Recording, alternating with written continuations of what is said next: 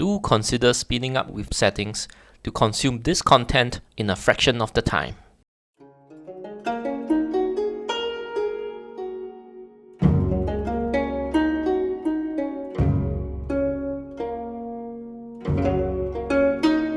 Newbie Dice Podcast.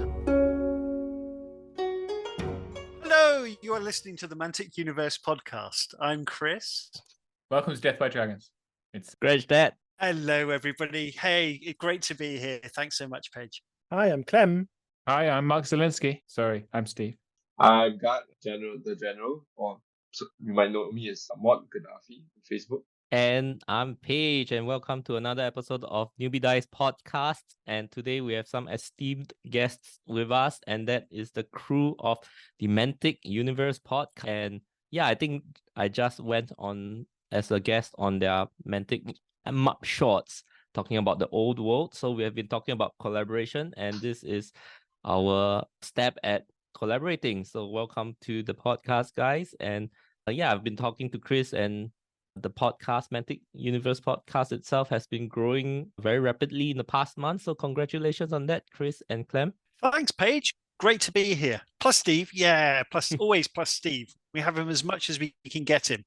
I'm very much a hanger-on. Isn't it Zielinski's formally part of the crew, is he not? Yeah, so he's no longer a hanger-on now. He's in the. So if you look at us up on your iTunes or whatever, Mark, we mentioned Mark, so he's no longer a hanger-on, Steve. So you're our primary hanger-on for the time being. Yeah. Happy to take that honorary position. Yes, and Mark was also invited to join today's episode, but he couldn't make it.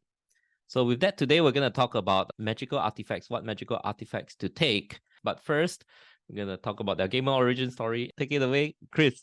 So I'm Chris. I'm very bad at Kings of War, but that doesn't dim my enthusiasm one bit. So very fast origin story. When I was about 11, I used to buy some minis, Games Workshop minis. I never had enough money to actually play any of the games. Recently talking to a friend of mine, and he said, "Oh, Chris, but you knew the rules, didn't you?" And so apparently I was telling everyone I knew how to play, but I absolutely didn't. So we used to just chuck some models down and roll some dice, and that was really good fun. Obviously the shame of liking models and tabletop games took me away for a very long time, and then in my early 30s I came back.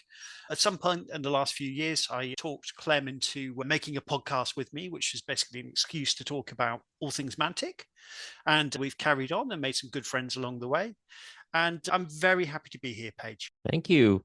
And next up, Clem, could you introduce your origin story? It's actually pretty similar to Chris. I guess there's a reason why we're good friends and we do the pod together. Yeah, I used to play Necromunda, among other things, when I was a teenager. And then I went to college. Some people do, and stopped playing any miniature games. And then fell back into the hobby, I don't know, 5-8 years ago, something like this. And came across Kings of War and was super interested by it, but couldn't find anyone to play with. Then I moved to Germany for work with my wife, and I found a pretty good local group playing Mantic games here, and that's how I actually got started. And I'm one of the weirdos who loves Vanguard. And what else can I say? Yeah, otherwise I play basically mostly all Mantic games, and that's about it, I think. Yeah, that's quite interesting that you came in from Necromunda. That's quite rare for me to hear that someone started. Are you playing the current Necromunda? Because it's quite popular in my local game store right now. Yes, so in the local community, we have both some people playing the recent Necromunda, so I do have the rules and like some miniatures from the recent one, and also some people playing the old version, like the community edition that's based on the 95 rules. And so I do play actually both editions, if you will. Awesome. So yes, like the last time I played was, I think in spring, we did a weekend with 4 or 5 games, with a scenario and a narrative and so on. So that part is always what I like with games. Necromunda is pretty good at doing that as well. So yeah. Awesome. Let's go quickly into hobby updates. I'll go first. I'm working on my Goblins army. I pretty much have a 2,000 point army done, but I'm finishing the last 2 hordes of Rebel. So 30 more models between me and a fully completed army. What about yourself, Gad? Honestly, not much. I just picked up some Twilight Kin. You can't see it, but it's blurred. Yeah. So, but otherwise, it's doing bits of stuff all Is around. that your 17th army, God? I lost count by now. I've painted some gigas, so yeah, painted some gigas that help. That counts. I haven't decided on my army for the Clash of Kings Asia, which is happening in exactly 2 months from now, 13th of January. But I'll figure something out. But honestly, not much time. It's the middle of my basketball season, so it's a bit busy. But yeah, I hope to get something done soon. God is the epitome of army 8 in our Singapore community. Literally has every single army. When I started my goblins, he's like, oh, I got some goblins. I could sell them to you. I'm like, what? I've never seen your goblins. All right, next we'll move on to Clem. I haven't done much hobby lately because I'm still kind of moving houses, so I haven't set up my space fully yet. And I'm kind of thinking about which army I want to do for 2024. Kind of hesitating at the moment between finishing some undeads, but they're not Mantic models, so that's bad. I feel bad about it. And the Twilight Kin, obviously, I'll do some at some point, but I'm not sure if that's what I was starting with. I think what will actually happen, and what I'm starting to think about, is updating my lists, firefight lists, to command protocols, and probably printing some bits for my GCPS, and painting a few plague models that I have left, because I have already 1,500 points for both of these, but you never have enough, yeah, as we all know. So yeah, that's what I have in mind these days. Awesome. Gad just had a game of command protocols last Monday as well. So there's a small following in Singapore. So we'll see how it grows. The biggest challenge is most of them overlap with Kings of War players, as with all Mantic games, right? So there's only time that much time you have to play Mantic games. It's true, but it's a really good game. They've done a very good job refining the rules. It was a good game to begin with, and now it's a very good game. So if you play Kings of War and haven't tried command protocols like firefights, you guys should give it a try. There you go. There you go. Chris, what's on your hobby table? Yeah, thanks, Paige. So Clem makes a great point there. So in a couple of weeks, I think we're having a hobby weekend at my place where we will be playing Firefight. It's the first chance we've had to play Command Protocol, so I'm very excited. So we'll have to set a points limit, maybe 650, maybe 750. I think we'll play small games. And yeah, just break out the new book, make a little story, and then blow each other up. So that sounds really, really fun. Hopefully Trent will make it as well. It's been a little while since we played with him, so very excited about that. On my painting table, so this weekend I've painted 4 little heroes for a board game to play with the kids, and we got that out this afternoon. That was great fun. And I've painted some Gates of Antares models, which is another fantastic sci-fi game. And this afternoon I've managed to repair a load of models I accidentally smashed with storing them in the garage. So that was a painstaking and quite frustrating job, but happy to have it done. And I've started moving stuff back into the basement, which is kind of my hobby area after we had a burst pipe, which has been very exciting. So it's all kind of repaired, and so I'm just moving stuff slowly but surely back into the basement. But I'm trying to be a little bit selective about it, so some stuff won't make it back in. So that's interesting. So yeah, that's pretty much where I am at the moment. Steve, what are you painting on right now? I've just realized that you do this with video as well, don't you? And I've been sitting here like trying to get glue out of this bottle like a mental the entire time. So I'm just like, It will be audio only. So I'd just like to explain the hand. If there was only on just as well, because the hand movement below the camera when you're trying to get glue out of a bottle doesn't look great. But what I've been doing, thank you for asking, is that Steve, that explains one of the hands. What about the other one? Come on now. Edit this bit. Finishing off my don't leave it in. Finishing off my Night Stalkers, I'm added some Reapers and some Phantoms to my Night Stalkers because my Night Stalkers were very good. But they're only half painted, so I've just glued them to the base so I can finish painting them. You can see them there. And you can't see them now because these guys can see them there because they're not on video, as we've explained. This isn't good radio. It's a podcast. Yeah. The listener can never see. So Reapers and Phantoms, and Reapers are great models, which are a nightmare to put together because it's 8 tiny pieces per model. And Phantoms are also very horrible, so I cut the bottom off them and gave them like smoke trails and stuff. So we'll see how those turn out because I've got a tournament a week on 2 weeks, week on Saturday, week next Saturday, 2 weeks. So I've got 2 weeks to do 4 units. It's easy, no problem. Which tournament, Steve? It's called Northern Kings Con, K-O-N. and it's a multi-games tournament. So they're having Friday to Sunday, and there are singles and doubles tournaments for Kings of War. There is Dead Zone, there is Firefight, there is a Firefight big vehicles battle. I think there's even some Dreadball. So they're having multiple tournaments over the weekend. It's pretty cool. That sounds amazing. One of my local players put together the new Tormentor Reaper pack, and like he could only fit 6 on, and he was like, I'm supposed to put 20? They are so dynamically posed that you can't fit more than a few on the base. Are you facing that, Steve? They are dynamically posed, but I think, I think we're beyond the kind of like how many you fit on a base as long as it looks full. So these are troops, and I put 6 on them, and they're reasonably full. I could fit more, can't be bothered.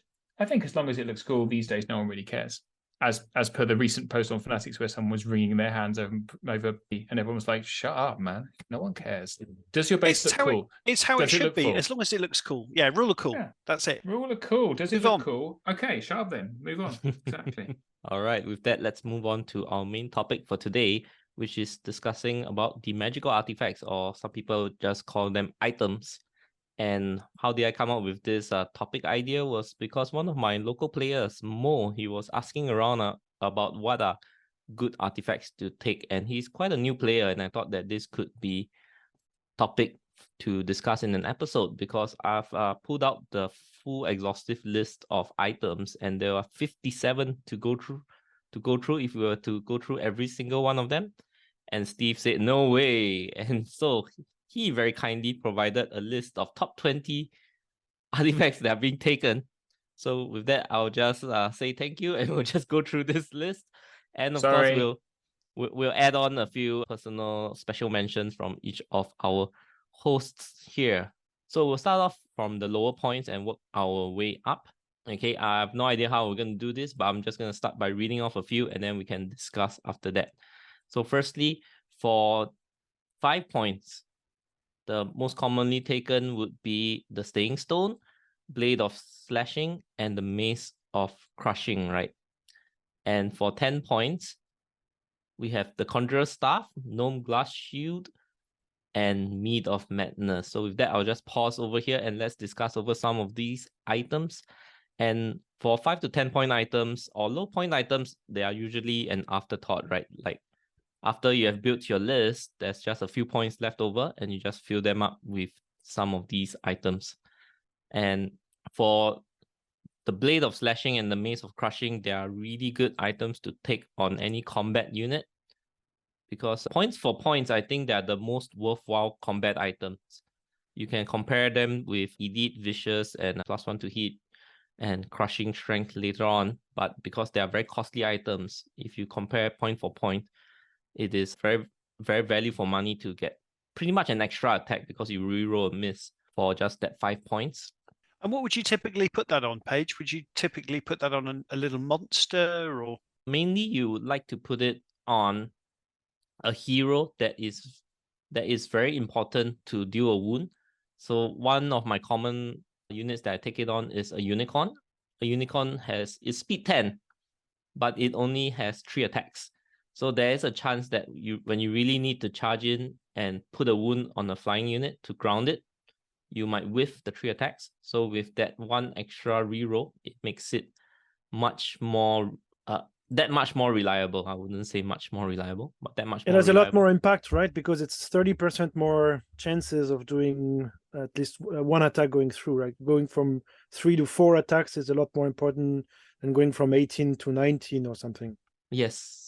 I don't have the exact maths, but it does makes it much more reliable. So especially with the Unicorn having Crush 1 and Thunder 1, so it's effectively Crush 2 because it has Pathfinder as well. So it's most likely not getting a hindered charge.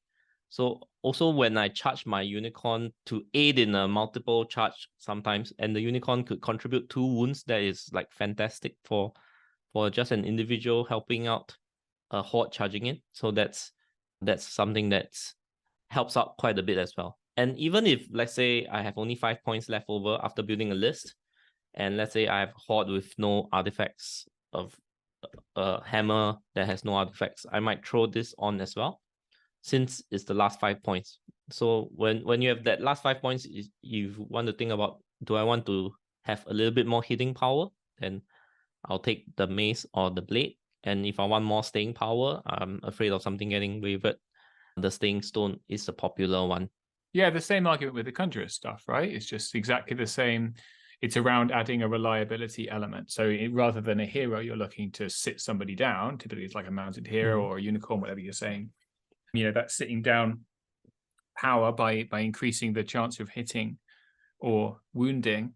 With your conjurer staff, it's just doing against the evil of 2 dice spells, right? Because everyone knows that if you have a lot of 2 dice spells, particularly Bane Chant, it's going to fail when you need it most. And typically relying on a 2 dice spellcaster is always going to be painful. So conjurer staff just adds a very inexpensive addition to your ability to be more reliable with that 2 dice spell. Correct. I mean, it's even more important for Bane Chanter, right? As you mentioned, you only need to have one go through. It's similar to the unicorn trying to disorder a flyer, for example. You only need one to go through, and you have a very limited number of dice. So the blade or conjurer staff, depending on which unit you're talking about, really makes a big difference. Yeah. And if you're wondering whether to take the blade of slashing or the mace of crushing, actually mathematically it provides the same amount of improvement. Some people might think that, re-rolling the hit is more important than re-rolling the wound. But if you be emotionless about it, the math works out the same at the end of the day. Oh, let's have this argument now, because this is exactly the same argument as the elite vicious items, which are expensive.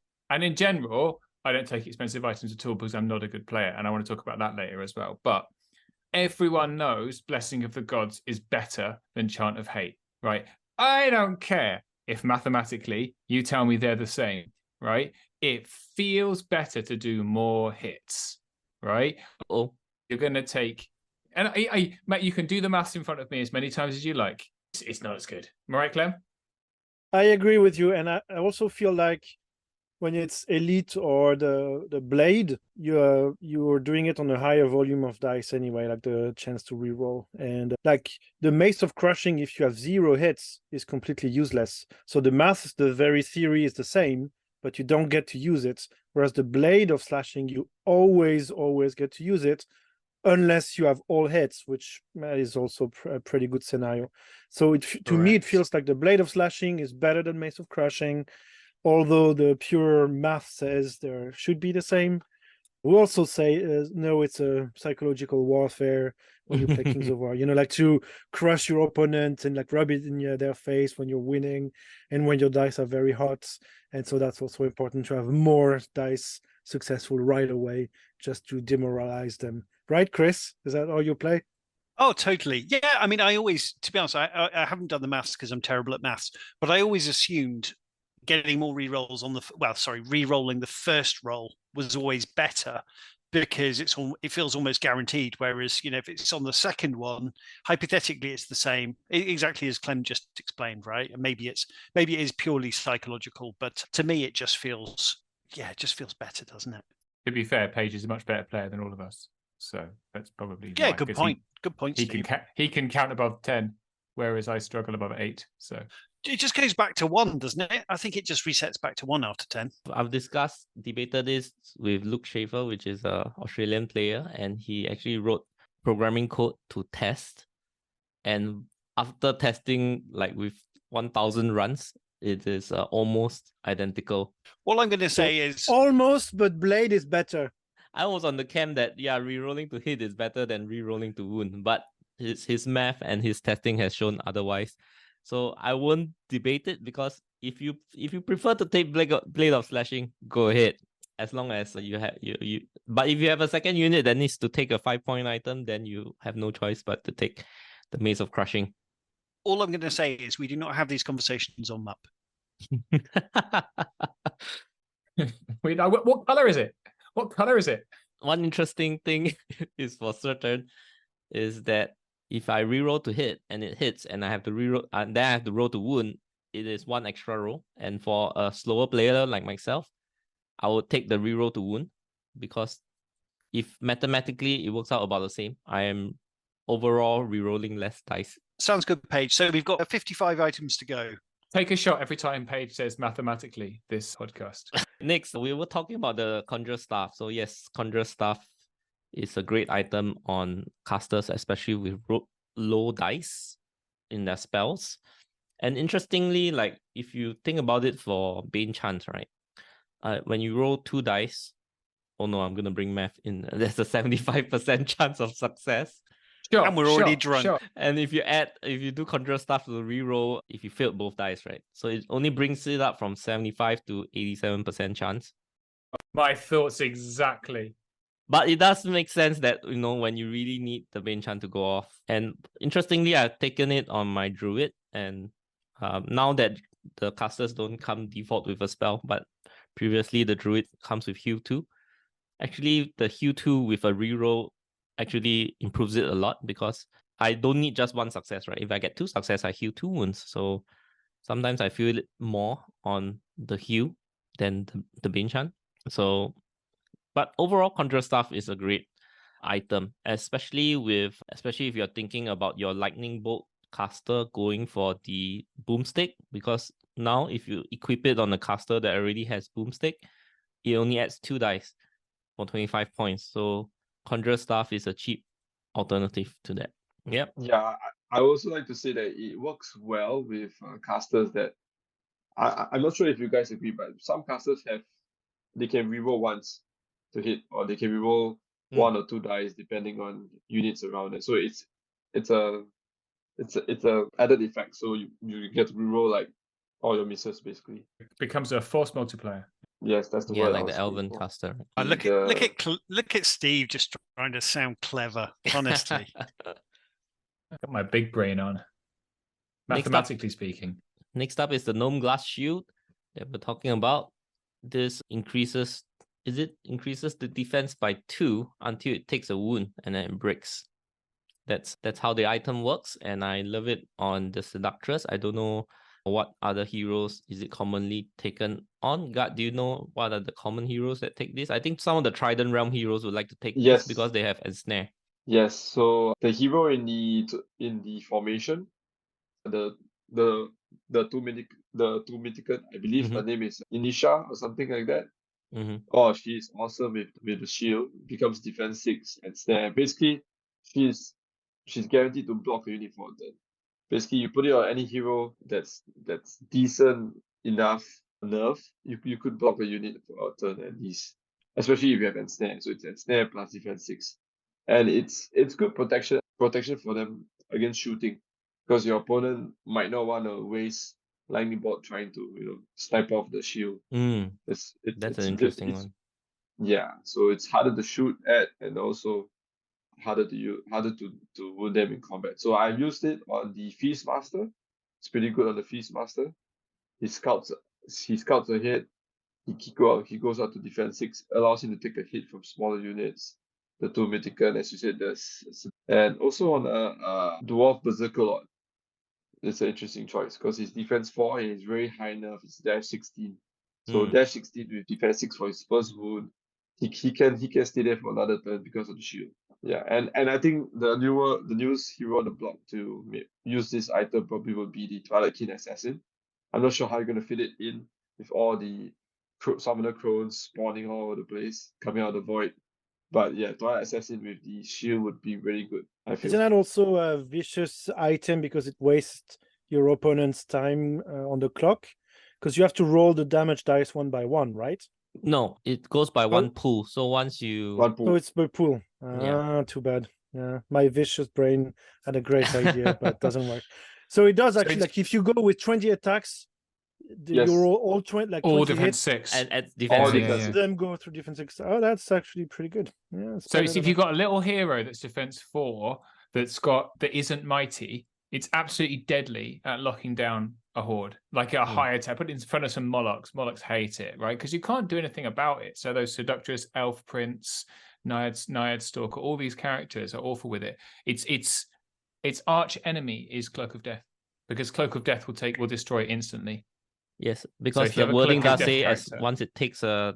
I don't know if they call it wound or damage, but once Yeah, it takes damage, damage, damage, it yeah. breaks no matter what type Wow, of damage. I Great didn't point, think of Steve. that. Great point. Chris, You're have you welcome. used it before? No, but I had it used against me very effectively at Clash of Kings. It was extremely annoying. Yeah, I think it was on the Seductress. Yeah, it was super annoying. I have a very fun story about the Gnome Glass Shield, and it was against Matt Gorham over UB. He charged his Seductress with Gnome Glass Shield into my Horde of Trolls to lock it down, right? So on my turn, Grony Snark was standing next to the Horde of Trolls and the Seductress.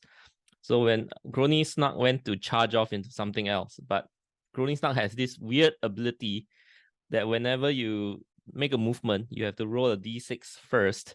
And on a 1, basically it explodes and deals 1 damage to everything around it, including itself.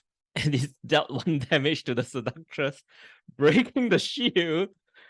And the trolls proceeded to murder the Seductress. So I was like, I bet he was really annoyed by that. it was pretty amusing. But with more things to go, let's move on to the next item. We were talking about the Staying Stone earlier. So I would like to clump Staying Stone together with Chalice of Wrath, which gives Fury, and Dwarven Ale, which gives Headstrong. So these are 3 of the waiver mitigation items out there, and they are pretty commonly taken because there's a lot of shooting out there, or rather even in melee, right? Basically having your units, especially hammers, wavered is really bad. So a lot of people will take them on their hammer units, such as Soul Reaver Infantry, some of them, right? Your big hitty 15-17 units that doesn't have built-in waiver mitigation is probably a good Siege candidate to breakers. take You this. always see them on siege breakers. Siege breakers, yeah. Yeah. Siege I mean, breaker. every unit that has a wider waiver gap. I think some Trolls. trolls are like this. Some new Twilight Kin also have like a 14-18 or 14-17 nerve. Is that right? Mutants are 13-16. Yes, something like this. Yes, and so all those units makes a lot of sense to have a waiver mitigation item for sure. Yeah, and if you have to choose one, it depends on your meta. If your meta has a pretty significant amount of shooting, you take Headstrong more likely, because Headstrong would work against shooting, whereas Fury does nothing. But if your meta has much more melee, then you want to take Fury, because Fury, you don't have to roll to see whether you get unwavered, or rather you still wavered, but you can still countercharge. And if you are on a budget, you go for the Staying Stone, basically. With that, let's move on to the next one. Sir Jesse's Boots of Striding. So for those who are new in the game, it's named after one of our players in our community who has since passed on, Jesse Cornwell. So yep, this item was named in his honor, and it used to just give Strider for a turn, but now it also gives Pathfinder for a turn. So this is a really commonly taken item, and it's usually taken on hammer units when you really need to make sure that when you charge in, you kill the target, right? Got? I'm not a big fan of this item because I just don't know. Shocking. I mean, That's it's one use controversial. only. The most popular It's- taken item in the game. I don't like it. Yeah, it's 1 use only. There are times where you pop it too early, and if you don't pop it, then you might die even before you pop it. So it just adds another element. When should I use it? But Gad, if you've So- got, let's say, for example, you've got a Horde of Knights, should be pretty clear when you need to pop it, right? Not really. I mean, if you get, to me, okay, that's another conversation. But I'll always give a brew of strength to a horde of cavalry. Yes. So that's just me, because you expect him to be hindered and to be blocked up and stuff like that. So Strider would be ready for the smaller hammer units, I feel. But you have to be quite surgical in your use of the striding boots. I mean, it's a good item, no doubt. But if I could always, and it only works one time, if I could always afford it, I'll go for the brew of sharpness instead. But that's another conversation. I think we've got precious little time with this very focused session, but I think that's actually worth a conversation worth having, because I was looking through the items, and Paige asked us to choose items that we liked or used, and I realized I never take expensive items anymore at all. Brew of strength, sharpness, any of them. And I realized it's because I'm not good enough, right? So I think, if you take a horde of knights and you give them brew of strength, you have created an absolutely enormous point sink. And then you have to use your point sink well. So a player like Paige, and I've played Paige before, Paige likes really incisive hammer unit. So he's like 3 or 4 really expensive, powerful units that he can ram right into you and blow you up, right? When I have those units, I just spend all my time protecting them and I waste them. So to compensate, to make me a better player, I take lots and lots and lots and lots and lots of little units, maybe with this on, and very few low point items. So I think, people, if this is really for people who are thinking about their first kind of strategies into Kings of War, if you're worried about creating Death Star units that you're then going to lose, don't take big items like sharpness. It's very tempting, isn't it, to make your knights hit on 2s. It just feels delicious, doesn't it? Oh, I've got my 30 attack berserker unit. I'm going to make them hit on 3s. Ha! Screw you. The problem with that is that then, once that unit gets locked up inevitably because they've got a Seductress with a Gnome Grass Shield, you're sitting there thinking, oh, I just spent 350 points and I'm fighting this tiny character, and you've just flanked me with your Soul Flares or whatever. So I think it's why I don't take dragons. Actually, Steve, I'm not good enough at the game to get the points back. No chance. So I think if you're practicing, it's always good to put redundancy in your list rather than expensive items, and you can protect that redundancy with some lower pointed items. So that's my little thesis. That's very wise, actually. And I would just like to expand because Chris used the example of a horde of knights. So firstly, I think a horde of knights is a trap in the first place because there's over 300 over points, right? So it's more, I think they cost more than a dragon. So to be taking Strider boots would not be that beneficial because at such a big footprint, the opponent decides what you get to charge, basically. And what they're going to do is they're just going to, that big footprint, that horde of knights, something crappy, and then proceed to flank you afterwards, is what they are probably going to be doing. And if you are fielding the horde of knights, your goal is to keep them alive and keep fighting.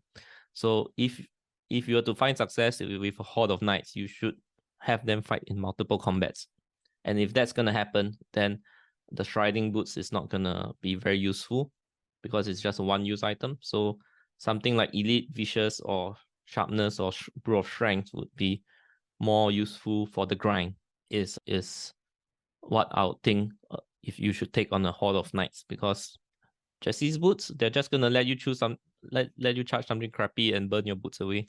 And then after they charge you, it doesn't matter whether you have Strider or not, because you're just counter-charging the whole game.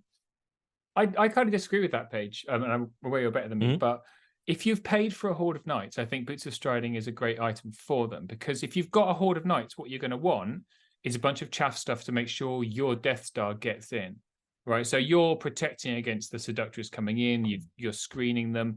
So what you want is that you're only going to get 1 or 2 good charges of a Horde of Knights in a game, aren't you? If you're screening them properly. So when you want your Death Star to go in, you always want it to go in at full power, which means Striding Boots is a better choice of item on it than something like Sharpness, because Sharpness just means that they are so expensive. Whereas Striding Boots, you're only going to have 1 or 2 charges and you get to choose that one. So, with their 30 attack Night Horde, you're not going to use your Striding Boots to hit some chaff with them, because you can clear the chaff and you fend off everything else. It's that next charge you want to save them for. So learning how to use them, I think Striding Boots is a reasonable choice for those Death Star units.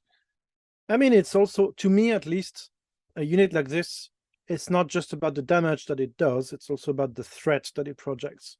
Because it occupies a very big footprint, so it can be very unwieldy, but it can also be used to your advantage, because it's kind of like the so-called distraction carnifex, right? Like, same thing for a dragon.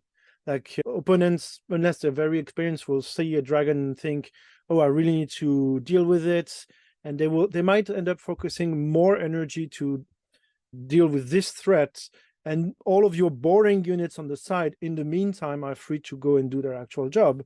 And so yes, you're spending 300 points in a dragon or in a horde of cavalry, like a horde of knights somewhere, and maybe they won't do that much damage ultimately. And if you realize at the end of the game, okay, my 300 units killed 2 units of chaff while they were wasted. Maybe not, because if they really distracted your opponent and made them think a lot about how to deal with this threat, they might miss other stuff that you're doing on the side. It's just you should not do the mistake yourself. Glenn. It's an expensive decoy, and I'm sure better players than us wouldn't be fooled by it. But it's an interesting point. Yes. Dragons for beginners are pretty hard to deal with, right? Once you know a bit more how to play the game, you know how to shut them down. But otherwise, like if you're still kind of learning the game, it could be a very scary threat. Same for a big horde of knights. So I wouldn't completely discard them. That's what I'm saying.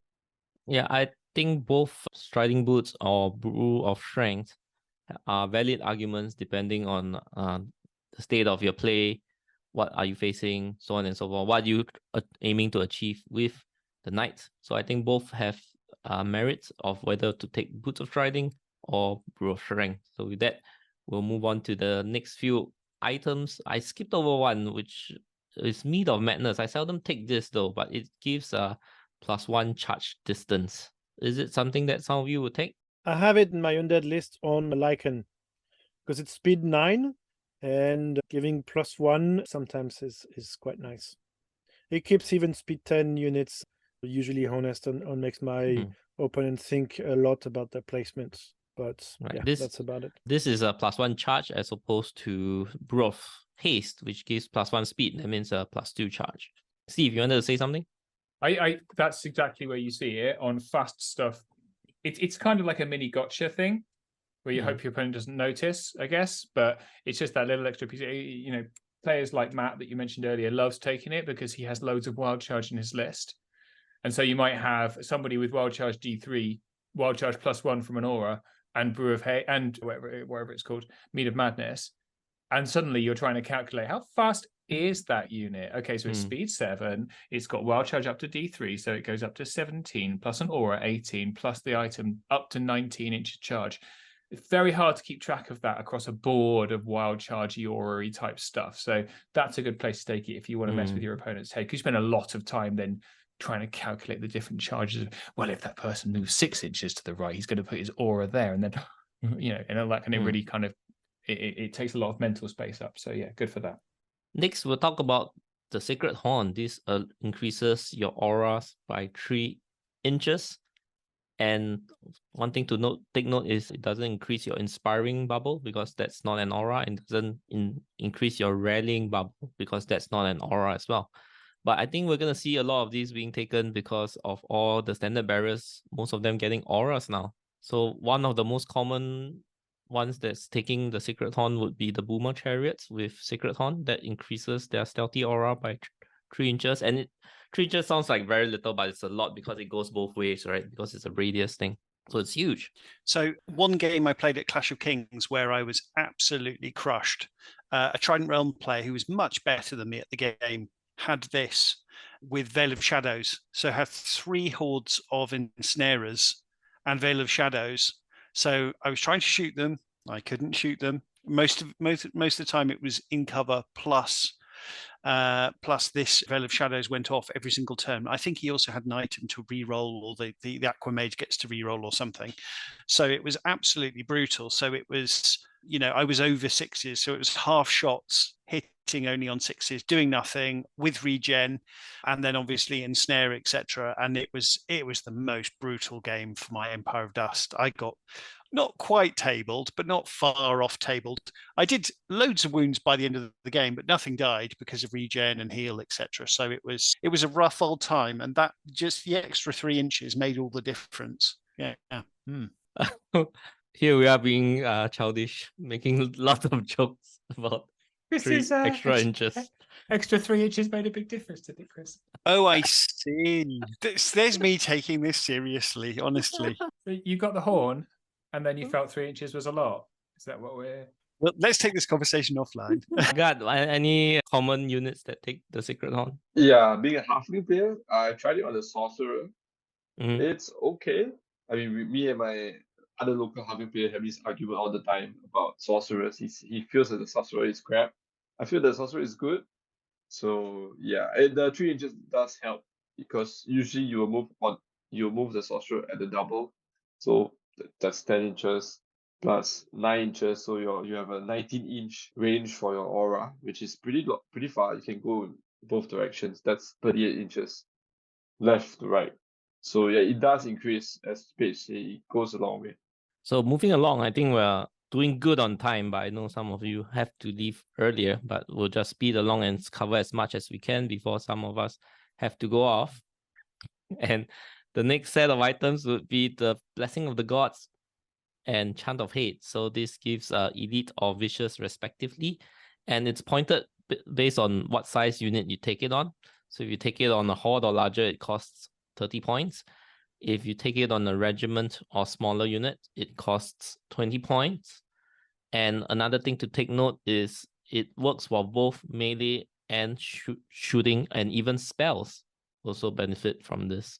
So I think this is a good unit, a good item to take if you want to just improve the fighting power of your unit, especially if it's a regiment of cavalry or chariots, because they tend to have a horde-like attack profile but come at a regiment unit type. So when you take this item, it's at a discount.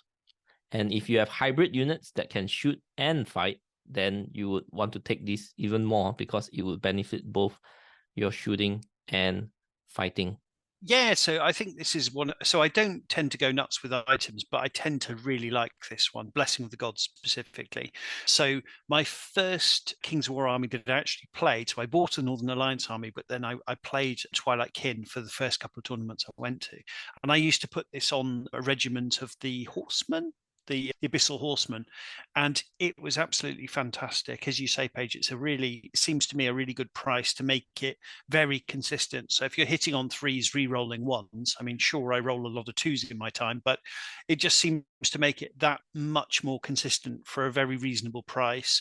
And I most recently took this to Clash of Kings a month ago or so, and I put it on my fighty enslaved Guardian guys, and they were absolute monsters. They were by far my best unit all weekend. They did a terrifying amount of wounds. I think at one point they did something like 16 wounds in one combat. So yes, I re-rolled an awful lot of ones, and then I sort of had to very almost apologetically say to my opponent, "That's 16 wounds," and they were sort of like showing him the dice, like, "Sorry." So yeah, so I very much like, and for the price point, I just think that's terrific. You know, not spending 45 points or something. But of course, we all take the Crystal Pendant of Retribution all the time, and I'm sure we'll get to that. You're right. I think a great place to put this item, particularly the elite item, because it's better than the vicious one, as we've discussed at length, is on berserkers that hit on fours. Anything that hits on fours, if you don't want to pay for sharpness to make it too expensive, put elite on it. So like what's the Riftforge Orc ones that redeploy? The Cyclops. Thunderseers, I think. Thunderseers are great, or Ogre Berserkers that hit on fours. Any of these 30 attack hitting on fours units, fours, you never know what you're going to get with fours, do you? Sometimes you get 4 hits and you're like, well, I've just wasted all of my points. Whereas a little 20-point item, suddenly you just it's like the same principle as your Blade of Slashing, whatever. It's insurance against your rubbish dice. What about something like Frostfang Cav? Yeah, Similar? Great example. Yeah. And they get Strider as well, so even more assurance that unit is gonna go. When it goes, it's gonna go. That unit is a horde though, so you are going to have to pay You're the paying horde the pricing full of 30 points. 30 yeah, points, good point. Yeah. I wouldn't. It is still cheap. It is still cheaper than a Brew of Sharpness. I took it on my regiment of Brock Riders. Yeah, it's so awesome with 26 attacks, rolling the ones, and it works every single turn. So yeah. No, I just wanted to say I put the Blessing of the Gods on my Vampire on Dragon, kind of to give him a slightly higher punching power. I'm not sure if it's the best strategy, but I usually like it because it gives my dragon, at least in my head, a bit more output. And I like to gamble with my dragon, so sometimes it's good to have a bit more output like this. So why is it bad, Gad? Tell me. Yeah, this is when Paige will say that mathematically speaking, on the 10 attack hero, you're gonna get 1/1. So you're gonna be rolling 1. So might as well get a bit of slashing. It's unless you can get flanks. If you can get flanks, you probably don't need the item anyway. So I don't know. I mean, well said. If a dragon charges in a flank, that unit is dead anyway. Unless it's the clan lord on Friedrich, because he can use elite in shooting as well. Or if you use does a vampire have a shooting attack? So if you do use the shooting attack, it does have a shooting attack. Yes, it does have a shooting attack. Then probably it's the one. But it depends on how often that gets used as well. With that, I'll just quickly backtrack. If you don't want to spend 20 points on elite or vicious, one 10-point item that sometimes fly under the radar is the Pipes of Terror to get Brutal. So because Brutal is pretty much one guaranteed wound, and especially if you're an ogre army, you have Brutal everywhere, and if you put Brutal on a unit of goblins, it's useless.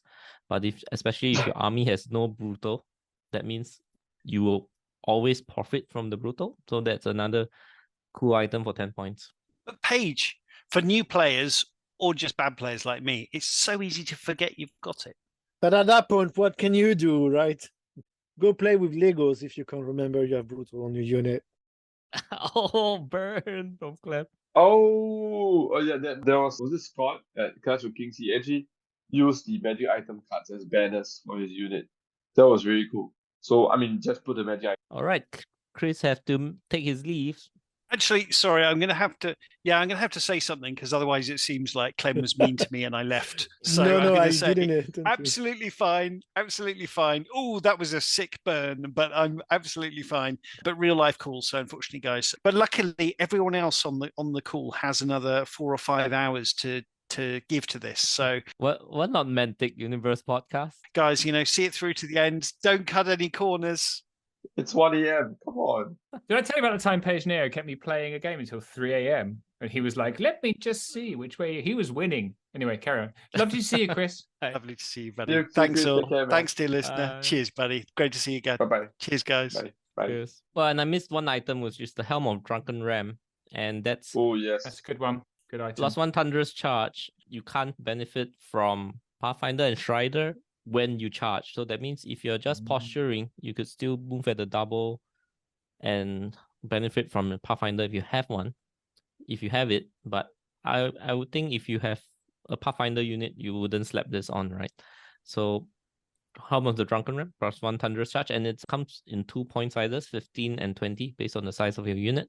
And it's pretty popular as well. And especially if you have a unit that already has Thunderous, this would be a Yes. very good item, because let's say if your unit has no Thunderous and you give Helm of the Drunken Ram, it has Thunderous 1.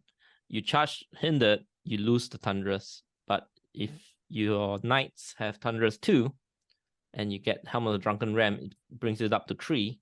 And when it charges, you just deduct 1. So you're still basically benefiting from the Helm, because you're going to lose 1 Thunderous anyway, and then you still get that +1 Thunderous, basically. So a good candidate for this item would be units that already has Thunderous Charge. That's a good point. Yeah. Poor man's brewer strength, isn't it? It is. You can't afford brewer strength on a horde. Stick a Drunken Ram on it. Yep. I mean, there's lots of hard hitting stuff that hasn't got any crush, or has only got crush 1. An Mhm. extra little bit of, if you don't want to put brewer strength on it because it's too many points. Drunken Ram's really nice. I like it. It's one of my favorite items. Yeah, just be wary of hindered charges. But if you put it on a unit that already has Thunderous, then you're not taking a penalty for it, because they will have lost 1 Thunderous anyway. Moving on very quickly, we have the Brew of Haste. We alluded to this earlier, which gives +1 speed. That means when you move 1 extra. When you move at the double, you move 2 extra. And when you charge an extra 2 inches. I haven't been taking this item much. Has any of you been taking this item much? I've seen it taken on speed 10 flyers quite a lot, but myself, I've never really used it. For me, yeah, the best use that I can imagine is speed 10 flyers to project even more threats than everyone else. But in my own list, I've never had a situation where it made sense for me. I guess it might also transform our speed 7 unit into like just completely change category. But I've never had the opportunity when list building to use this tool. And it's just 20 points, but still 20-point items, you can't just throw them around without a good reason, right? It just adds up very quickly. So you have to be mindful of spending 20 points on just something like this, I believe. That's the awesome thing about Kings of War, right? At every single point, you're really fighting for and debating whether is this really necessary. And that's part of the tactical parts of Kings of War that I really like a lot. Even in the list building stage, it's like, do I really want this 5-point item or not? So yeah, Brew of Haste on speed 10 units, but I often find like my speed 10 hordes, I want to take Boots of Shrining to make sure they don't charge hindered.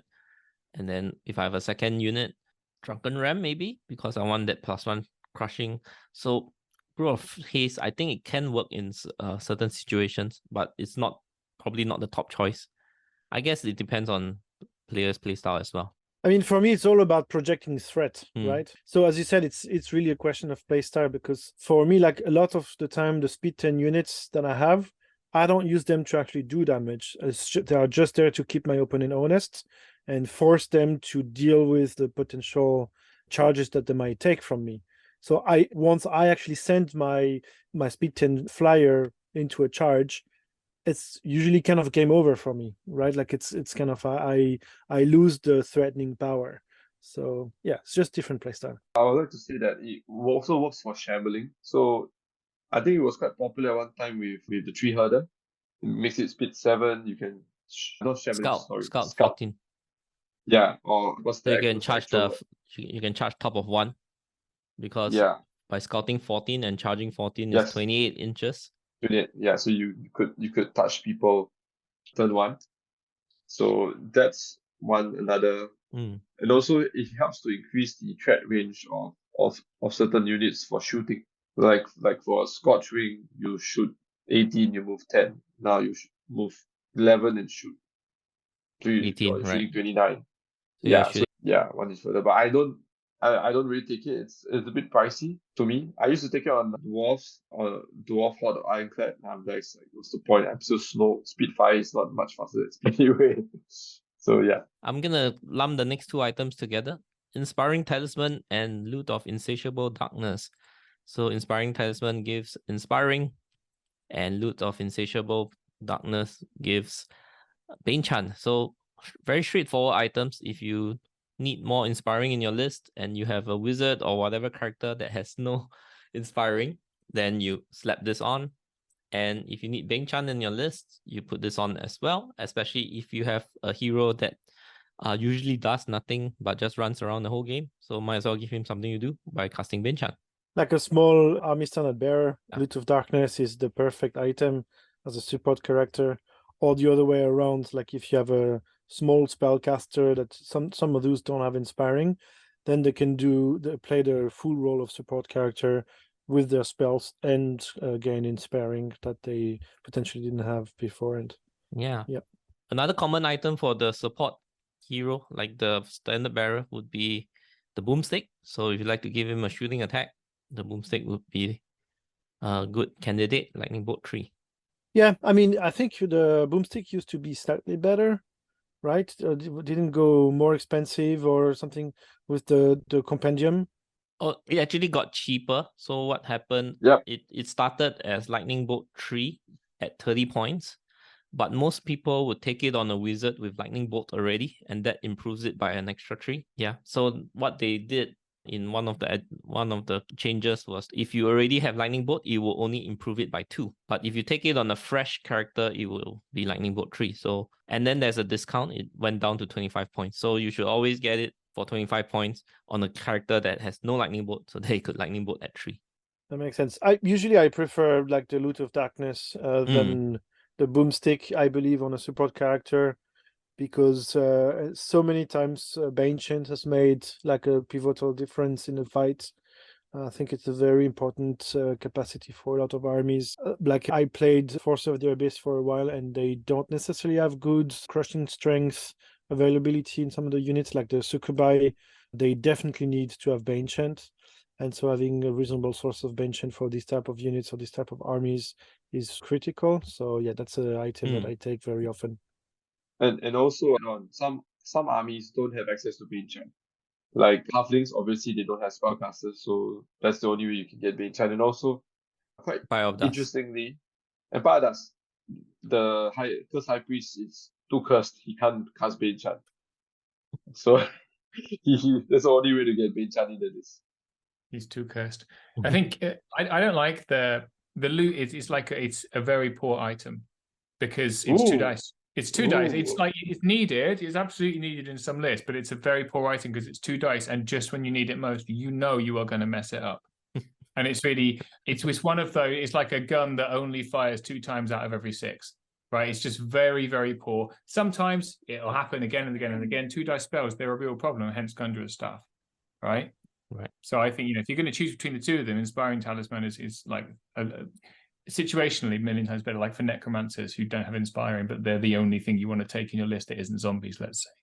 Next up, Hammer of Measured Force. 20 points. Ooh. Makes the unit always wound on 4+.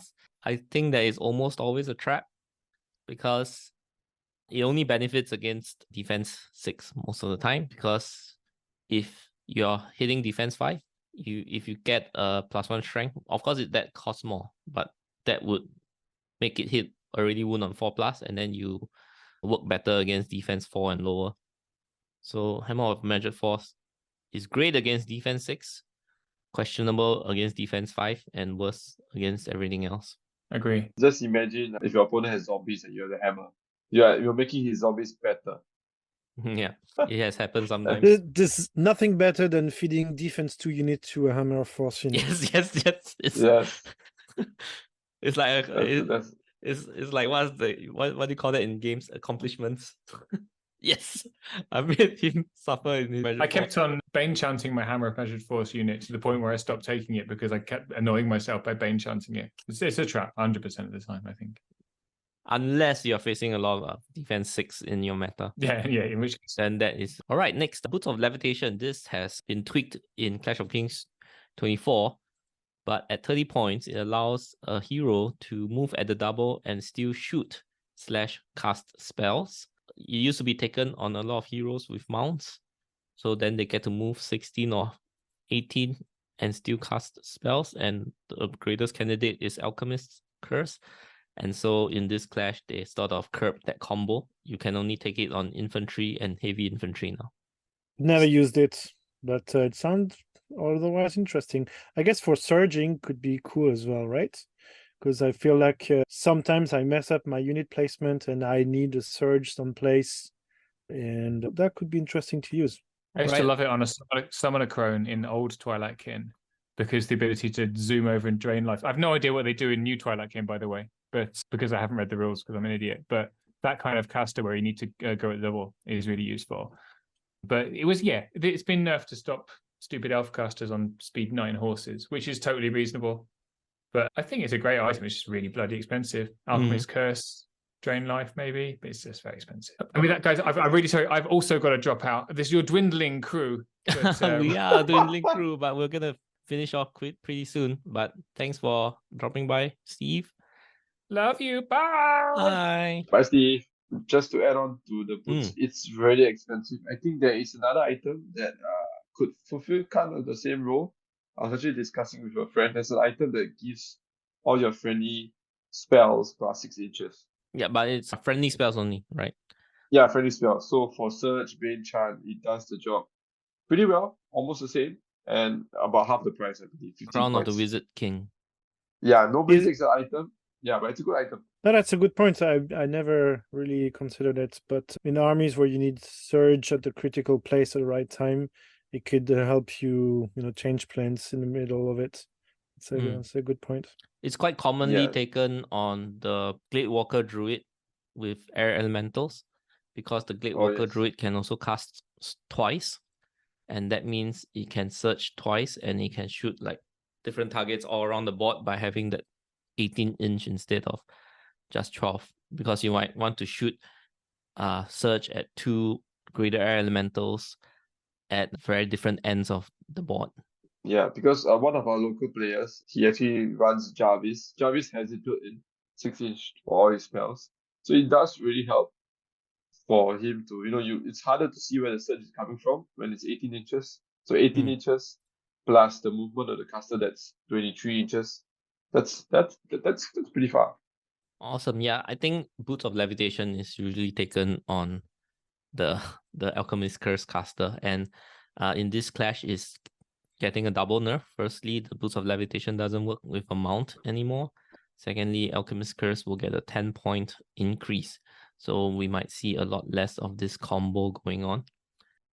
And you can't take it on dragons anymore. You used to be able to take it. Right. So because of the heavy infantry and infantry size limitation. Yes. So with that, we'll move to Brew of Strength and Brew of Sharpness. I'll just lump it together. Brew of Sharpness gives a +1 to hit at a 35/40 points, 45 point cost, while Brew of Strength gives a +1 crushing at a 30/40 point cost. And why is Sharpness more expensive? Because there are sometimes that you have enough crushing that you're already wounding on 2s, but you can most of the time benefit from getting +1 to hit, because almost no units in the game hits on 2 natively. So only one, I think. Gakamak. Gakamak. Yes. Gakamak. Only one unit hits on 2s. Yeah, so it is, we've earlier discussed, it's a very expensive item. But that being said, even like Sharpness is sometimes popular on, once again, units that has that regiment size level, yet have lots of attacks, like Cavalry and Chariots. Like the Tunnel Runners in Redkin, they have 24 attacks at a regiment level, hitting on 4s. So you're purchasing a discounted Sharpness to hit on 3s. So that's one of the common combination of unit and Sharpness item. I used to love them on my Soul Reavers. Now with a bit less attacks, it's less worth it. But it's also interesting in a universe where there is no potion to give you Pathfinder, because arguably getting the +1 to hit is kind of like getting a super Pathfinder in the case of hindered charges, because you do get to still hit on 3s if you normally hit on 3s and you do a hindered charge. So yeah, I think that's it's quite interesting. The Brew of Strengths, I don't think I've ever taken it on a unit, because I Really? believe it's too expensive. I'd love to be proven wrong, but I have the impression again that the Sharpness brings more output than the Strength. And it might be the similar discussion than the Elite versus Vicious, although I believe it's not quite the same, because the Elite and Vicious is in case you roll once, whereas Sharpness for every single roll, it does make a difference. So I don't know. Yeah, Sharpness is definitely better than Brew of Strength, especially in certain cases, like I said earlier, where you're already wounding on 2s. So having +1 crushing doesn't help at all. So that's the part where you are guaranteed to benefit from Sharpness, but you might not guarantee from getting extra crushing. You might not get benefit from extra crushing. So that extra 5 points might be worth it. But if you're on you can take the Brew of Strength if that works better with your list, if your unit has very low crushing, for example. But yeah, Sharpness is quite a popular item as well. Like I used to run 2 of Abyssal Horsemen in my Forces of the Abyss. So one takes J Boots, the other one takes Sharpness. So even if I'm hindered, I'm going to hit back on 3s. I do lose my Thunderous, but on the grind, it's much stronger because it's going to be hitting on 2s. And of course, if I don't get a hindered charge, hitting on 2s gives me a good chance to one-shot an enemy unit, whereas usually 18 attacks on 3s might not do the job. And so the Brew of Strength, what kind of units would you use it with, Gad? I would use it on units that don't have, I mean, in the past, I used it on units that don't have any built-in crushing strength. So it gives them a bit of more of a combat role. So I use them on everything from Lion Ants to Dwarf Ironclad. So something that will take a punch. So at least when I have Brew of Strength, if I can pop a Bane Chant, they have CS2, so they can do a bit of damage on the counter charge. Resilient units that will punch back in Yes. a counter charge. Yeah, well, that's interesting. I've always thought it's a bit too expensive for what it actually does, because Bane Chant can always not go through, right? Yes, but this is a guarantee. Yes, but it's also much cheaper, right? Bane Chan, you mean? Yeah, like no. So taking the Bane Chanting unit, the Bane Chanting item versus the Brew of Strength, it's quite a different. I don't know, and it's a bit more flexibility as well with the Bane Chant, right? Like you can choose where to apply it. Yeah, exactly. So it might not work, but you could also switch to one unit from one unit to another, depending which unit actually needs it. Whereas the Brew of Strength, you have to dedicate it to one unit. And 30 or 40 points sounds like a lot of points for what it does. I don't know. Yeah, and you're right. Your opponent can choose to ignore that unit. So if I don't fight it, you're wasting the points. And I think another thing that we need to share is a lot of these items work better with units with a lot of attacks. Like it's pointless to put a Brew of Strength on a unit with 12 attacks or 15 attacks, you know. Yeah. So it's better when you have 20, 25, 30 attacks. Then it really maximizes the Force multiplier. force multiplier for the I think this is a trap that a lot of new players go into. They give items to every single unit. Something to take note. Try to give items to units that really can maximize. Yeah, I think Brew of Strength, now that you mention it, God, I do see it on the Dwarf Ironclad Horde quite often, the one that's in formation. Because it's usually at the middle of the army. That means it's probably going to survive and at least swing once. And sometimes, because it has no crushing natively, so sometimes you do need that crushing one plus Bane Chan to get that crushing two to really put a dent in the enemy. Very reliable in hitting. They are hitting on 3s at 25 attacks. And Usually they have a elite banner guy nearby. So you're probably talking about 18 to 19 hits. And yeah, that crushing one would really help. Some people on the budget, I do see them take Hammer of Magic Force as well.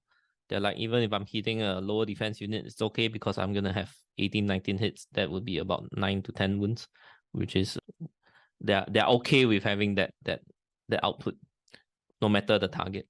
All right, with that, we're going to move on to the last 2 items on the list. I don't know why Steve put this on, but Wine of Elvenkind. It's 35 points for Nimble. I tried using it in lists and because Nimble is so powerful, but ultimately it always felt like a trap. Like it's too expensive to actually be very useful.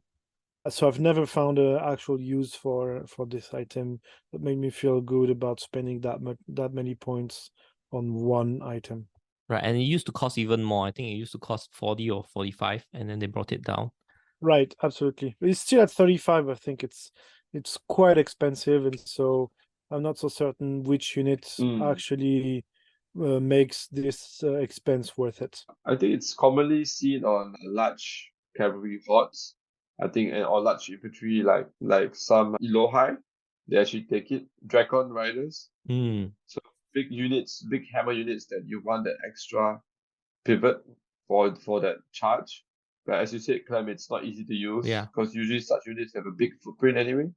Move So to even engage with and Nimble, turn, right? For this Elohai and all the big flyer hordes, that might be quite scary. Yeah, I think you used to take them on your Honor of Redemption. I think you did try a couple of times. Did you? I may have. It's been a long time. I might have, but probably quickly dropped it even if I did, because it's a bit hard to get value out of it. Yeah. And I think Steve, I know what Steve would say. He would say that if my opponent is taking Wine of Elvenkind, I'll be super scared because he's probably know what he's doing. And then he's probably got a very sneaky plan up his sleeve. Yeah, so you should it's one way or another, right? Like either a very sneaky plan or no idea what they're doing. It's always, you never know. One or the either one. Yeah. And the last one, Wings of Honey Maze, it's taken on an individual hero only, gives it flying, but lowers its defense by 1. Yeah, I just finished listening to the Herd podcast on Countercharge, and it's very commonly taken on a Great Chieftain, because that guy fights well. He has an aura that he wants to distribute around his army. So you take it on a very tanky hero that's slow, like a Dwarf King, or Pharaoh for Empire of Dust, defense 6 guy. Cursed Pharaoh also on the normal undeads, and that's what I had in my list. Very, very practical. It is quite expensive at 40 points, am I right? So yeah, super expensive. But another thing to bear in mind, it works very well with heroes that scout. So you can scout 20 inches up into your enemy's face. So it works well for most scouting heroes. I've taken it on dwarves, both on the dwarf lord and also on the dwarf berserkers, so they can zip around and just be a menace. And war machine hunting as well. It gives, without a mount, some speed, which they really need. All right. I mean, for me, it's a good item to put on a punchy hero, like you just mentioned, also to shut down enemy flyers. Because if you have a Cursed Pharaoh with Wings of Honey Maze somewhere in your line, no enemy flyer will try to with you and land in your sides or jump over you and come in your back, because like these heroes will charge 360, and they shut down flyers very, very effectively. And so in lists where you don't have much to deal with flyers, this is a pretty solid option because it gives you a very strong anti-flyer capability. All right. Yeah, and I think when you take the Wings of Honey Maze, you already know that, okay, this character needs flying to do its job. So it wouldn't be like an afterthought, but when you pick the hero, you have picked the Wings of Honey Maze already because you have decided what is the role this hero is going to achieve, and you need flying to do that. Right. I mean, for me, it's the similar, how is she called? Like the Varangur unique character that can fly one turn. Perja. Right? Yeah, she's in several lists, and it's actually quite powerful as well. I mean, it's a one-time use, but it is a similar role. I've used it like this successfully in the past, and I've had it used against me successfully like this as well. So I think it sounds expensive on paper, but if you put it on a capable hero to begin with, it does give you a good capability. Right. And her ability Yeah, is Magni the Perja's Fallen. legacy. Magni the Fallen. And Right. and also Wei has the same ability. Nimue Wei Dancer. Fly 20 for one turn and still be able to cast spell. Right. And with that, we've come to the end of the list. If you haven't heard your favorite item named in our list, probably because we don't think it's very good. So do check with your local players whether that item is worthwhile taking, right? Especially if you're a newer player, you might think some items are fantastic. I think lastly we'll just do a bit of mentions of specific items you guys want to talk about. I'll go first. I think Orb of the Towering Presence is getting more common. That gives +1 unit strength, especially taken on a unit strength 1 hero, making it unit strength 2. Yeah, that's mainly for the scenario play. Another thing is Trickster's Wand. You might want to take that because I think cast spells are getting more powerful as the editions go by. So you might want to shut down casters sometimes. What was this one? The Trickster one? It gives you Gex 2, yeah. Hex Right. 2, yes. And you want to take it on if you can, take it on a height 4 unit because that makes it very hard for the opponent mage to hide because he must be hiding behind height 4, height 5 and taller things to be able to hide from your hex. And So he what can't type- hide behind a hill.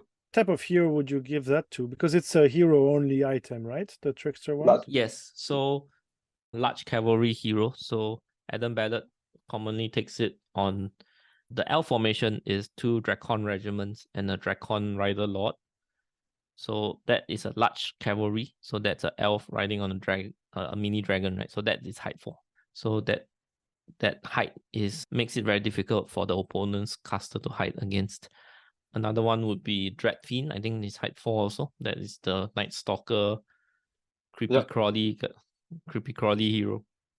And also the Knight Centurion, Worm Rider hero. Yeah, which also works great for them because these are melee heroes. So on the turn that they're just moving into position, they're not doing anything else anyway. So they get to do you want to name any specific items? Yeah, I think 2 items that are fun. I take them just because they're fun. They're probably not the most optimal one. Would be the Sky for the Harvester or the Axe of the I can't remember what's Giant the full Slayer, I name. think. Yeah, Giant Slayer. So they will give Slayer D3. What's fun is they work on both melee and shooting. So like on a hero like Master Hunter, you get to shoot 5 to 7 times instead of just 4 times, which is way more fun. And also my personal favorite would be the Knight Centurion with the Trident of the Seas. So he shoots 5 shots, 3+, but with this he can shoot 6 to 8 shots. And he also works in melee as well. So it's a fun item to use. It gives me a bit more. Yeah, to me, I just have to kick when I roll 6 and I have 3 extra attacks. One small caveat for this Slayer and Rampage D3 item, especially for shooting. It was earlier mentioned in the official Mantic FAQ that it doesn't work for all shooting attacks. And this is a little bit confusing, but it only works for shooting attacks if the shooting is in your base attack profile. Yes. And if it's like a Boomer Sergeant where it has 8 shooting attacks but it's listed next to the boomstick, it doesn't work. So it's a little bit confusing that way. And with the move to the big red book, it also rendered the FAQ obsolete. So I don't know if it's still being ruled that way as well. So if you're going to use this item to benefit shooting, best check with your local tournament organizer whether this is allowed. As of now, it's a little bit of a gray area. Yeah, I mean, to me, I would rule that it only works for attacks that are already in your attack profile. That's my personal take on that. A little bit confusing that way, but this is the state we're in right now. And any other items you want to highlight? Yeah, I think another 5-point item would be the Healing Brew.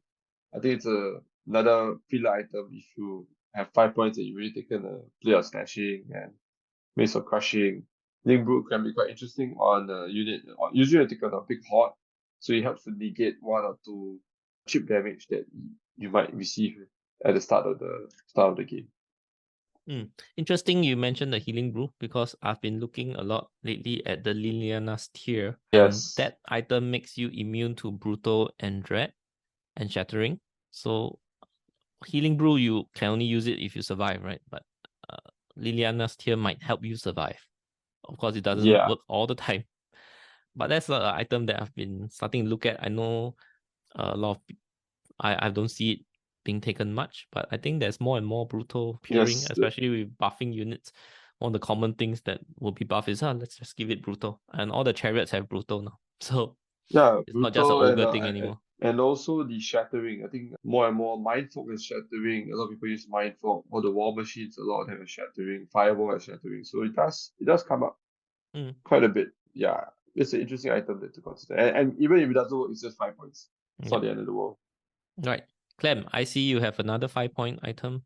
Yeah, I mean, people tell me it's bad, but I love to take the Warbow of Kava when I just have some points left over. And it's probably coming from my gambling nature, because I like to use it as try to trigger a nerve check. Basically, that's the only thing that it's ever been useful for me, because obviously it's not really a source of damage, but to trigger a nerve check, I've had it a few times happen, like a kind of a lucky nerve check, or like when a unit should have died earlier and hasn't, and like toward the end of the game, if you have a Warbow of Kaba, it has pretty good range, and so it can, when a unit is useless toward the end of the game, or it's like in a position just to score, and you don't want to move it around, but you could still try to trigger a nerve check to someone else.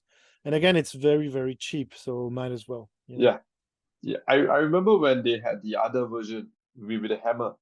Do you remember? I don't remember it. What was it? It was a 12-inch item that also has 1 attack. 1 attack, but it's piercing 1.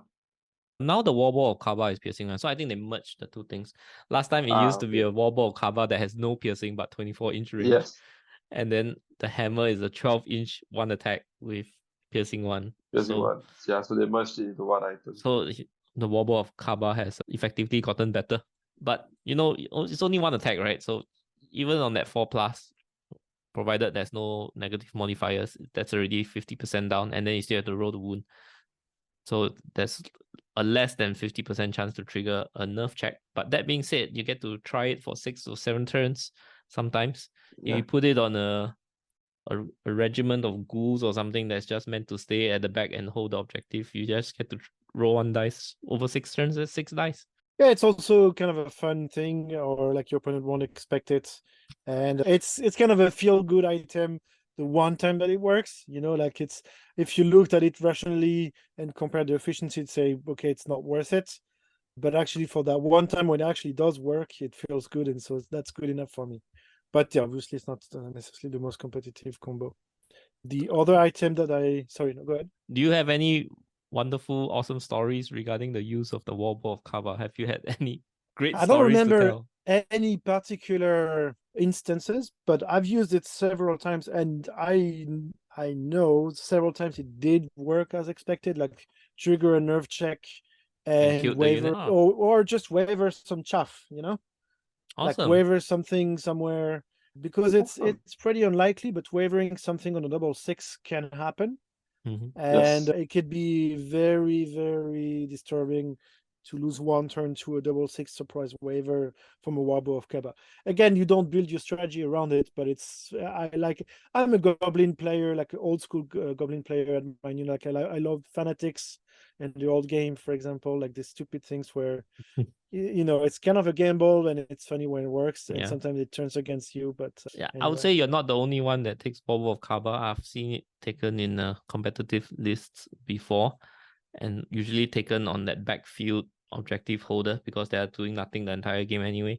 I've seen it in competitive Goblin lists where they'll put it on one of their rebel units because that just piles in the volume of shooting for that army. Yeah, great. Glenn, you have another item to talk about? Yeah, the other item that I used to love, and it's still close to my heart, is the Blood of the Whole King. So it's the one that it's a one-use only item, right? You elites and vicious, but every time you reroll a dice, you take a wound. And I've tried to make it work for a long time, and every single time that I've used it, it's just punched myself in the face. And so it's a terrible trap. It's very tempting, and it's like poison to a gambler player like myself. Don't take it. It's very Don't do bad. it. It's been so funny. Like I've killed my own dragon several times with it. Like I had it on a Void Lurker, thinking, hey, I have a pretty high regen, so it doesn't matter if I put damage on myself, if it gives me a pretty good round of fighting. And every single time that I've used it, I failed to rout my opponent and just put a bunch of damage on myself. And then make yourself easier to get killed, right? Exactly. This is just a completely awful item, and I'm still tempted to take it, but I have to remind myself, no, don't do it. It's a bad item. I think the only unit that possibly benefit from it would be the Worm Riders, the 9 Worm Riders, because they are regen 4. So they have at least have a better chance of getting some of the wounds back. But as you said, it only works once. If you do damage to yourself, you're just better off taking something else that works better at that. Yeah. The problem with it... No, go ahead. Sorry. The problem with it is that because you reroll the ones, right? Elite and Vicious. When you reroll the ones, it might not translate to a success. And if you reroll the one into a success for Elite, you still have to roll the wound. So it might not translate into a damage, but you have taken the damage already for rerolling. So you will always deal more damage to yourself than the amount of extra damage you do to the opponent. That's absolutely true. So for me, there are two issues. It's exactly like you said, you do more damage to yourself than to your opponent. And the other issue is whenever I pop it, I roll a lot of ones. Because you think, oh, okay, I have, let's say, 10 attacks or whatever. How many ones will I roll? Maybe 2, 3, 4. I can take 2, 3, 4 damages. And then you pop it, and total you roll 9 ones, and you suddenly take 9 damage out of nowhere. Your opponent has done nothing to get you there. It's all of your own creation, and every single time I've regretted it. So yeah, but it's a funny item when your opponent takes it, I think. The one special rule that helps out with Blood of the Old King is Life Leech. Because if you have regen, right, you still have to survive to next turn to regenerate. Yeah. But on Life Leech, right, you will immediately regain that 1 or 2 wounds based on Life Leech 1 or 2 or even 3. Because you deal damage to yourself, and then you inflict damage on the opponent, and you start to heal back on the same turn. True. But even then, I would say it's not worth taking. The risk is too high to roll a lot more ones than you expected. It's a trap, yeah. And you can, like, I've literally had a lot more damage than I was expecting on my own units, and just made them ripe for killing right after. So yeah, it's a bad item. Take Pipes of Terror for 10 points, right? It's brutal. It's equivalent to 1 guaranteed damage. Or just invest a little bit more in Elite, Vicious, or Drunken Ram. All these items that improves your offensive power without the negative blowback, right? Yeah, and the last item that I like on paper, but I haven't really found the best use for it yet, is the Skirmisher's Boot. So giving Nimble to a troop. And I just haven't really found the perfect candidate for it, but I feel like there should be a troop out there that would make it really worth it, because it is significantly cheaper than the Wine of Elvenkind, but I haven't found where to actually put it to the best use. I have taken it on a Chariot Troop would be something of a candidate because Square base. firstly, it's square base. Secondly, a Chariot Troop will usually still have a decent number of attacks. They're not like a very low attack count. But I would say Chariot Troop is only unit strength 1. Is the biggest drawback of a Chariot Troop. So you're paying quite a lot of points for unit strength 1, even though you put on Skirmisher's Boots. I've been taking it on Mincer Mob. So I've tried on the mincers, but I've never, because the speed is so low that actually the nimble never really made a big difference, because your footprint is still pretty big. Even if you're a square, you still have too big of a footprint and too small of a speed to actually really take advantage of nimble. At least that was my experience with the few games that I played with it. I've seen people taking it with Order of Redemption Troop. So Order of Redemption Troops is from Order of the Green Lady. They are like the Grail Knights. They are like the best knights in the game. But that being said, as a troop, they are very, very expensive. So I'm terrified of trying that myself. So, but God, we just seen a Spanish players list, right? The Basilean, he win the Spanish Masters or something.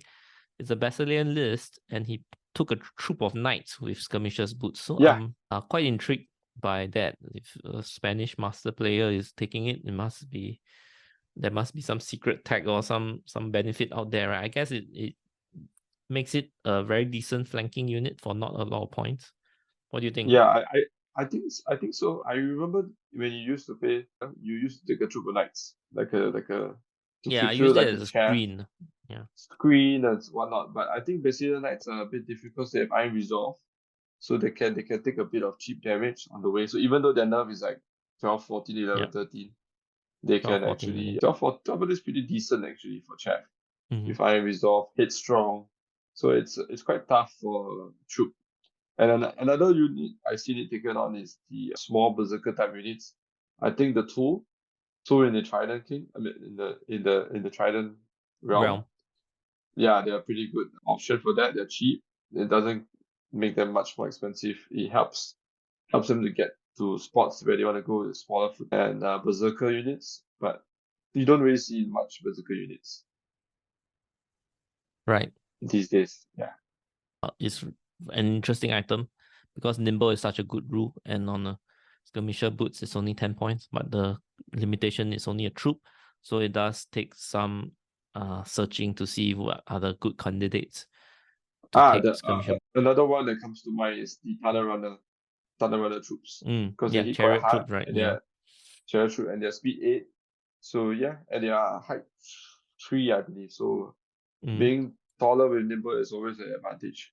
Right.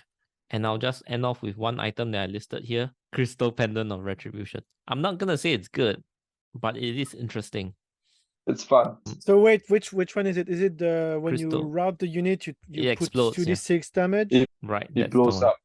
Every unit in contact takes that. Is it in contact only? Yeah, it's every the unit in units that contact. charge it. It sounds stupid because it's very expensive, right? 2d6 piercing 50. 3. It's the most expensive item in the game. 50 50 points. points. But I've When it had it. works. Yeah, it worked against me at Clash. I played against a very good Goblin player, Really? and it sounds stupid. Like he had one horde of goblins with the crystal pendants, Mhm. or maybe there's another option to give something similar to goblins. I'm not sure. The No. trolls. No. No. It was a horde of rabbles. Okay. And I was kind of overwhelmed with the rest of it. Like he obviously played pretty well, and there was one horde of rebels right there in the middle of the front. That was a pain in my ass, and I thought, but I could charge it and actually get it out. Good. And I completely forgot that it had. And I think it was dependent because I charged like a double charge just to make sure it would be gone, and then reposition my fire elementals properly for next turn. Like I charged with fire elementals and something else I don't remember, like probably a greater fire elemental with my salamanders. And then my opponent said nothing, just let me route his unit and said, great, now you take 2d6 damage on everyone. I was like, oh shit, your goblins made actually a lot of damage on my that's a lot, right? 2d6 is an average of 7, and piercing 3 will probably be 6 wounds. Oh, was that your game against Mario? Yes, the guy from Spain. Yes. Yeah. Yeah, I funny guy. think that's the list. Yes, Is the Mario. I crystal remember pendant his list retribution. had a crystal pendant. He's a good player, but he's a funny guy. And Very good Yep. player. there's a secondary rule to this, which is that when they take the damage, after damage has been resolved, these units that routed the unit, they cannot move forward 6 inches. They cannot overrun. Yes. So it has been taken on individuals before, because individual you can overrun into another combat, right? But then when the crystal pendant explodes in your face, you can't overrun into a second combat. So it is quite a funny rule, and it's very interesting, and I think it's very fun. The only thing is it's a bit too expensive. So if I think just a point drop would make this item more viable, or even a significant point drop, but maybe you weaken the blast as well to compensate for it, and you still I get a think very yes. interesting item. I think it would make an interesting mechanic, right? Like kind of poison peel units. Mm-hmm. We don't have many of these in the game. Like, and I think it could open interesting opportunities, like strategic opportunities, where you will have a unit that you actually offer up for routing, but it's kind of, it comes with a backhanded thing. Yeah, and, if this is more commonly taken, then it makes the game a bit more interesting and the meta a bit more interesting as well. Do you want to charge my unit, and then suddenly your big hammer unit becomes much more easy to kill? So that's something to consider. Yeah, I think it's a mechanic that we don't see a lot on other units, and that in itself makes it interesting. I think it's like the blasters, also like the goblin blasters, also the ogres have them. It's a unique unit with something that is kind of unique, I believe, and I like it because it adds some diversity to the what can happen in the game, right? So I think it's an interesting avenue to explore. The Ratkin slaves, they are slave Yes. rats. They can all take weaker version of this as their army rule upgrade. Last breath. And and recently the goblin trolls, one of the units can take dead packs, which is a d6 plus 1 piercing 1, so it's a much weaker blast. And interestingly, that upgrade is free.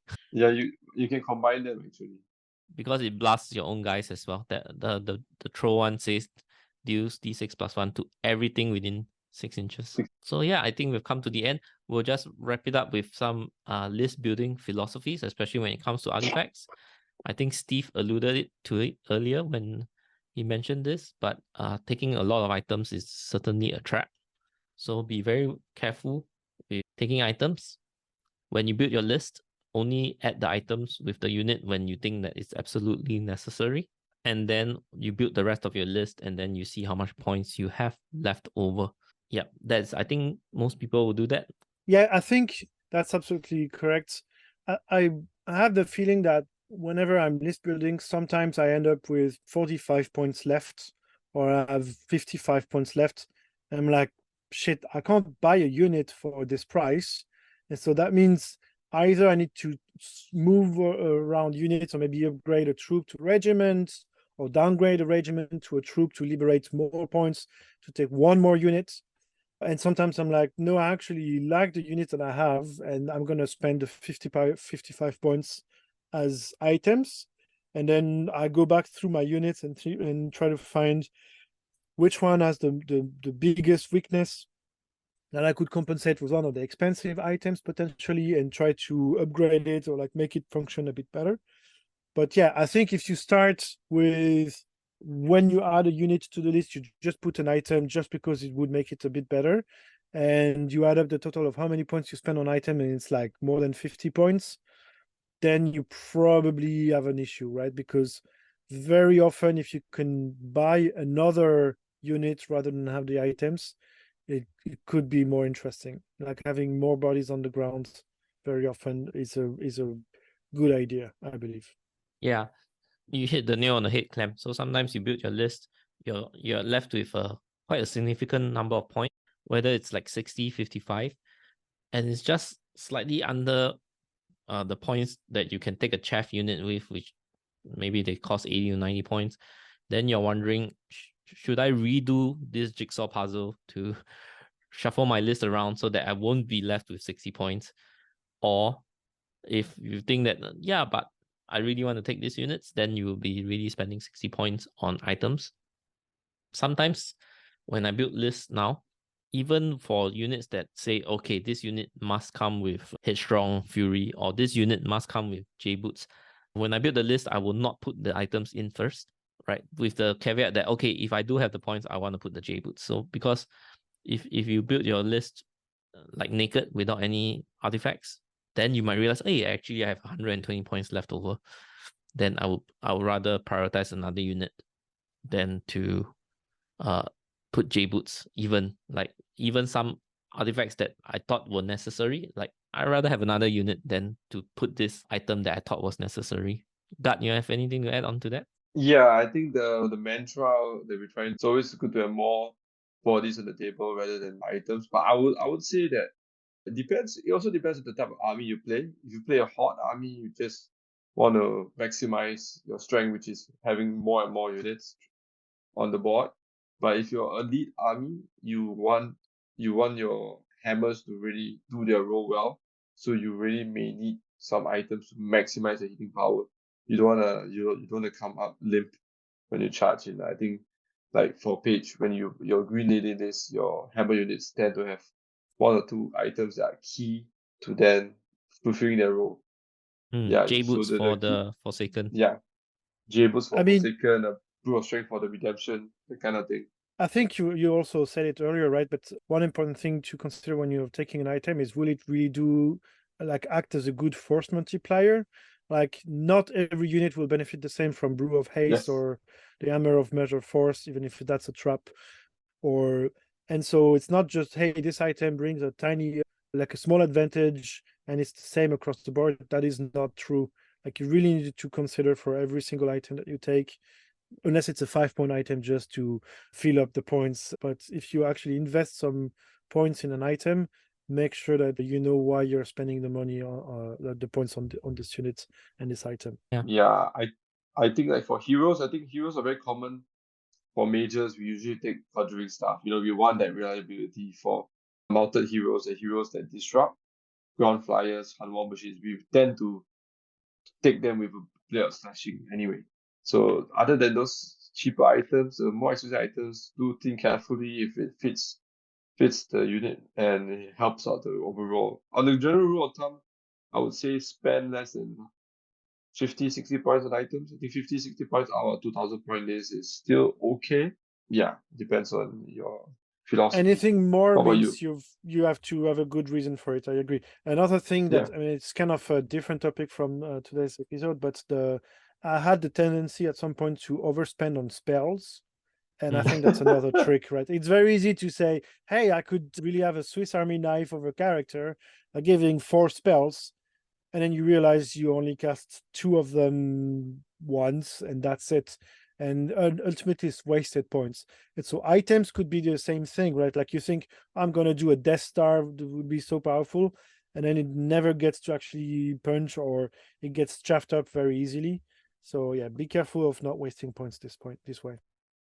Which brings me to an idea. Maybe the next map shop we can do can be on spells. There are much fewer spells, so we can cover spells. We could, or Magic. I think Newbie Dice is better going, Steve, like this. We suck at the rules, so that's true. That's how it is. But no, I think it could be an interesting review as well to do at some point. Yeah, I think we've come to the end of our discussion, and thank you, Clem, for coming on to Newbie Dice Podcast, and of course Chris and Steve, who had to leave earlier. Thanks You're the for lone having surviving us. Mantic Universe Podcast member for this episode, and of course Gad has been a regular guest on Mantic Universe Podcast, so you're like a double agent right now. Yes, I'm Yes, everywhere. definitely. So we're just gonna do a little bit of shout outs. I'll start first by thanking my patrons.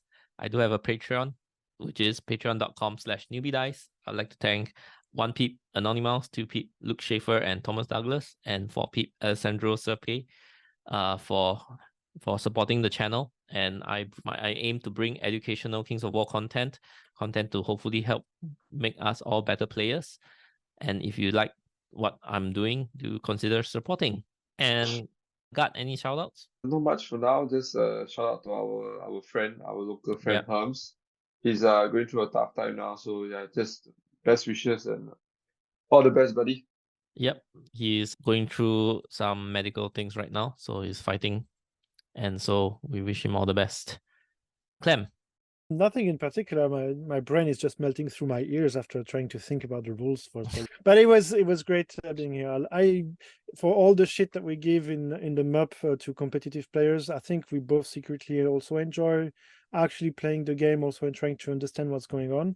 Even if we're not the best players, we still, I think, have some experience playing games and do okay in general. And yeah, so I really like that there is content also discussing more the details of the game. And so yeah, thanks for what you're doing and thanks for having us over today. Yeah, do check out Mantic Universe Podcast as well. What's their niche? They cover all the Mantic games. That's the first niche. And I think second niche, they're just very enjoyable to listen to as a casual player, as a serious player, because there's lots of chatter going on. And it's a long form podcast. They do have shorts. But I think it's just good background noise when you're painting minis or commuting or something like this. It started as two friends chatting about what they love, which is toy soldiers, and it's still pretty much this, except now we have more people joining the adventure. But yeah, that's and you have a Gates of Antares podcast as well, right? Yes, so Chris is a big fan of Gates of Antares, and so he realized there was no podcasts about this game, and so he asked me to start one there, and I said yes, but I haven't really tried the game yet. I also like what I see in the rule book, and he said, that doesn't matter. Let's start it as beginners adventure into Antares, and so yeah, we have a not as active as MUP, but we do have a podcast for Antares. Wow, and that's a lot of commitment, right? Yeah, it's just recording an episode every now and then. But now there is also another better podcast for Gates of Antares, so it's great for us because it diminishes the pressure. We don't have to be the only podcast about this game. But yeah. All right. Yep. Lastly, just to let my listeners know to check out my YouTube channel if you like to check out my battle reports and competitive analysis and such. Yep. And I think with that's an episode. So thank you, God and Clem, and good night, everybody. My pleasure. See you next time. Night. See you next time.